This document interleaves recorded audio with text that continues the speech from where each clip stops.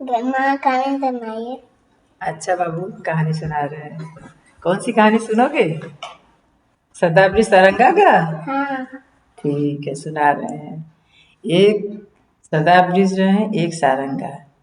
तो दोनों जने बचपन में साथ साथ खेलते थे, पढ़ते थे और साथ ही में रहते थे। तो जब धीरे धीरे दोनों बड़े होने लगे, सदाबृष भी बड़े होने लगे और सारंगा भी बड़ी होने लगी। तो सारंगा के पिताजी जो है मना किए कि अब तुम बड़ी हो गई हो, सदाबृष के संग मत जाया करो खेलने कूदने। तो वो बोली कि वो नहीं मानी, खेलने लगी, अपना साथ में जाती, दोनों का प्रेम था इतना। तो एक बार फिर सारंगा के पिताजी जो है सदाबृष के पिताजी के पास गए, बोले आप अपने लड़के को मना कर दीजिए कि हमारी लड़की के संग ना खेला कूदा करे, ना रहा करे, क्योंकि हमारे गांव में बदनामी होगी। तो और हम अपनी लड़की की शादी कहीं तय कर दिए हैं और अब अपने लड़के को कहीं भेज दीजिए। तो बोले कि ठीक है। तो राजा बुलाए सदाबृष को, बोले ऐसा है कि तुम जाओ, चले जाओ दूसरे गांव में, कुछ वहाँ पे वसूली करना है, अपना सरकारी वसूली करके आ जाओ। कहें ठीक है पिताजी। वो ऐसा करके अपना गए। जब गांव के बाहर निकले तो देखें कि उधर से बारात आ रही है। तो बारात आ रही है तो बोले कि पूछें कि भाई किसकी बारात है, कहाँ जा रही है, क्योंकि सदाबृष को तो पता नहीं था कि सारंगा की शादी तय हो गई है। तो गांव वाले वो बाराती से बताएं कि जो उसके फला गांव के लोग हैं, बनिया हैं, उन्हीं के लड़की सारंगा से शादी होने जा रही है। तो सदाबृष को झटका लगा। तो बोले कि ऐसा है कि उस गांव का ये रिवाज है कि पहले जो है दूसरा कोई मतलब हाँ दूसरे का जयमाल होगा या फिर दूसरे का द्वार पूजा लगेगा, दूसरे लड़के का, तब दूल्हे का लगेगा। उस गांव का यही रिवाज है। तो बोले कि ठीक है भाई।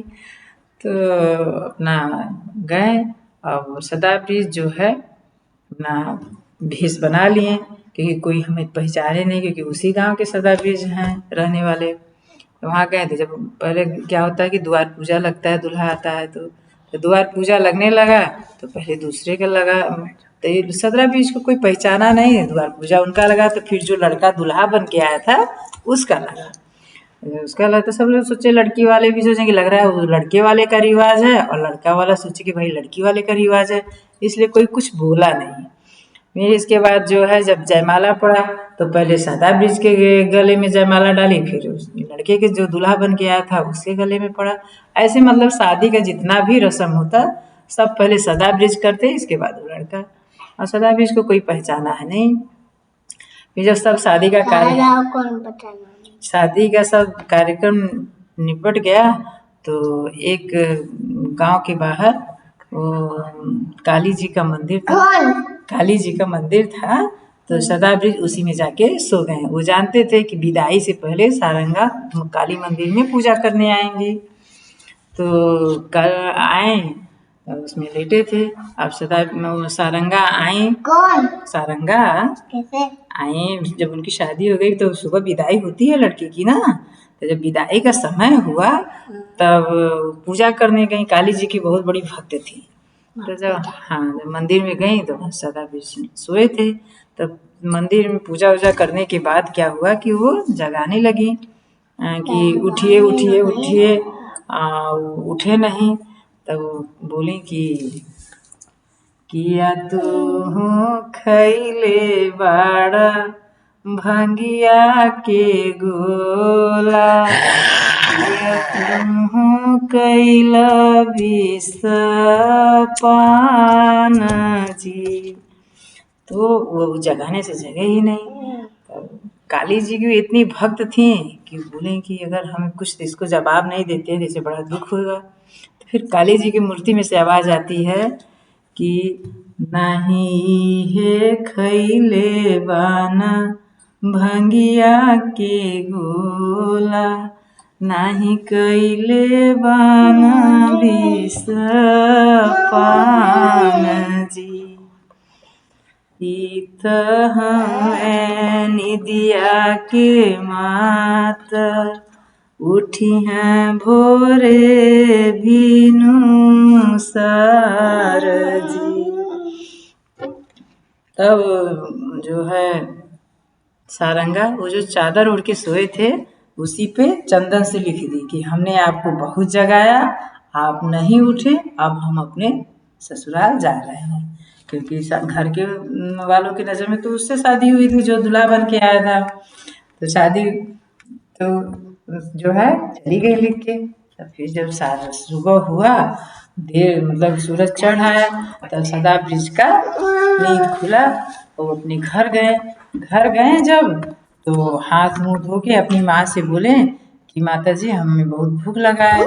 उनकी माँ जो है गई खाना बनाने। खाना बनाने जब गई तो ये बोले बेटा हाथ मुंह धो के आओ। हाथ मुंह धो के जब वो बैठने लगे तो कि बैठे खाने के लिए तो हाथ मुंह पूछने लगे तो देख रहे हैं चादर पे लिखा हुआ था। वो सदा ब्रिज के लिए उनकी माता जी खाना बनाई। तो सदा ब्रिज जब हाथ मुंह धो के बैठे खाना खाने तो वो देखे कि चादर पे लिखा हुआ था कि हमने आपको बहुत जगाया और आप उठे नहीं। अब सदा भी जाने लगे तब उनकी मम्मी बोली कि क्या बात है बेटा, क्यों नहीं खाओगे, खाना खा लो। कहने कि नहीं माँ हमको भूख अब नहीं है, अब जा रहे हैं, हम आएंगे थोड़ी देर में, कह के सदा भी निकल गए। अब भागते भागते भागते भागते जाने लगे कि तो सदा भी सारंगा भाग चली गई। तो जब अब तो सारंगा की डोली निकल गई है, बहुत दूर चली गई। सारंगा उनके पीछे पीछे पीछे पीछे घूमते गए। तो जाते जाते जो है एक गांव में पहुँचे। तो वहाँ पे एक बुढ़िया बैठी थी। उससे पूछे कि मेरी बूढ़ी दादी क्या आपने इधर से कोई डोली देखा जाते हुए? तो बोली कि हाँ बेटा देखें तो।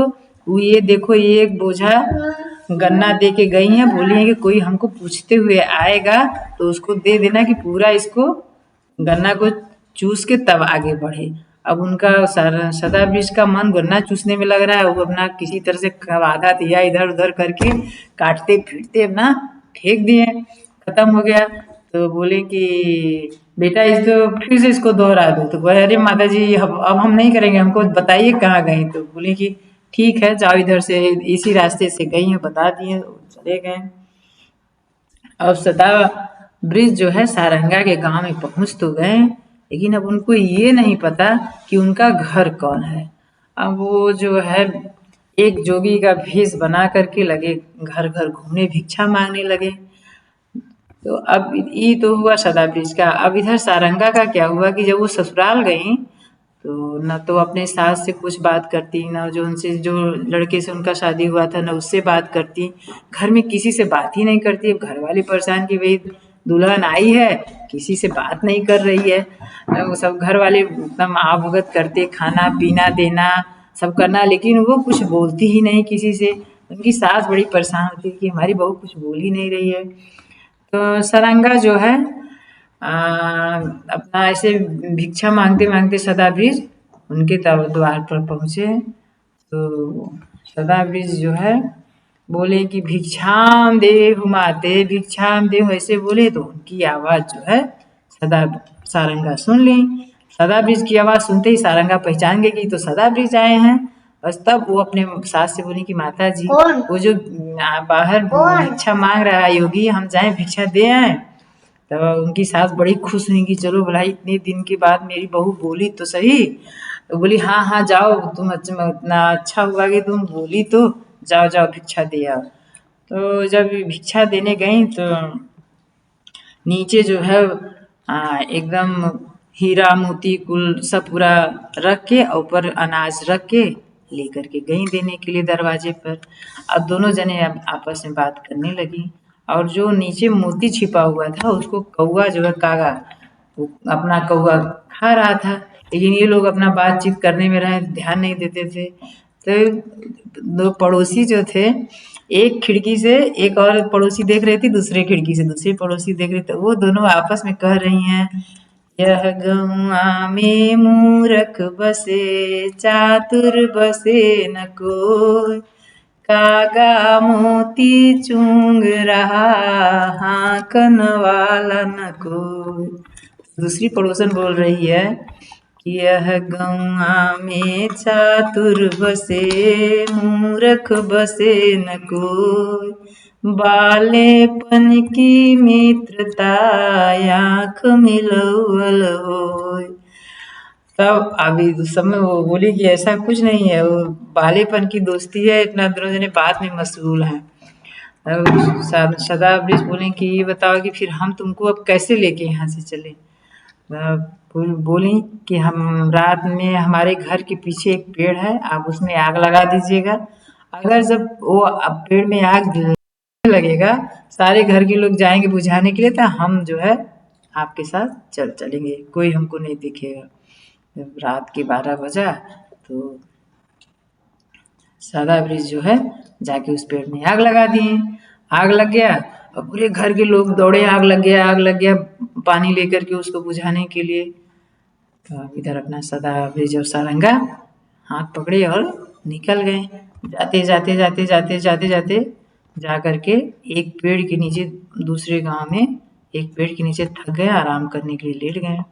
अब सदा सारंगा इतनी सुंदर थी, बहुत सुंदर थी, तो वहीं पेड़ के नीचे बैठे हुए थे। सदा वृक्ष को नींद आ गई, सो गए और सारंगा बैठी हुई थी।